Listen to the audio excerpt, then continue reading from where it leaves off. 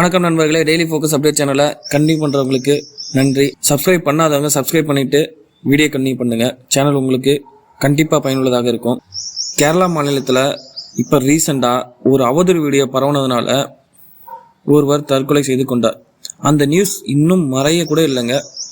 அதுக்குள்ளாட்டியுமே இதே மாதிரி ஒரு அவதூறு வீடியோ பரவுனதுனால ஒருத்தர் தற்கொலை செய்து கொண்டுள்ளார். என்ன சொல்கிறதுனே தெரியல. கர்நாடகா மாநிலத்தில் மருத்துவர் ஒருவர் அதை பண்ணியிருக்காரு.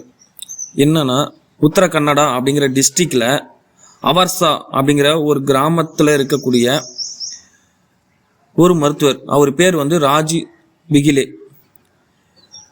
விகிலே நர்சிங் அப்படிங்கிற ஒரு கிளினிக்கில் ட்ரீட்மெண்ட்டுக்காக வந்த ஒரு நோயாளி, அந்த மருத்துவர் காலாவதியான மாத்திரையும் காலாவதியான ஊசியும் செலுத்தியதாக வீடியோ எடுத்து அதை சோசியல் மீடியாவில் போட்டு வைரல் ஆக்கியிருக்காங்க.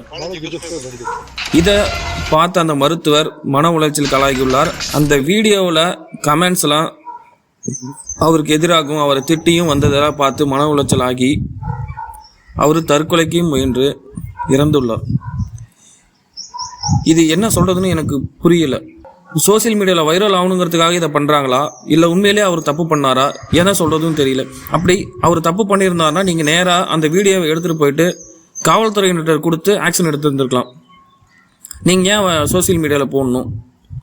உங்களுக்கு தப்பான ஊசி செலுத்தியிருந்தாருன்னா நீங்கள் அடுத்த ஆக்ஷன் உங்களுக்கு எதுவும் ஆயிருக்கக்கூடாதுன்னு நீங்கள் வேறு காவல்துறையினர்கிட்ட புகார் கொடுத்துட்டு வேறு ஹாஸ்பிட்டல் போய் பார்த்துருந்துருக்கணும். இதில் யார் உண்மை யார் தப்பு பொய்ங்கிறது தெரியல. அதே மாதிரி இந்த மாதிரி ஒரு அவதூறு வீடியோ வருது அப்படின்னா அதை நீங்கள் அதில் பாதிக்கப்பட்டவர்கள் நேராக போலீஸ் ஸ்டேஷனில் போய் கம்ப்ளைண்ட் கொடுக்கணும்.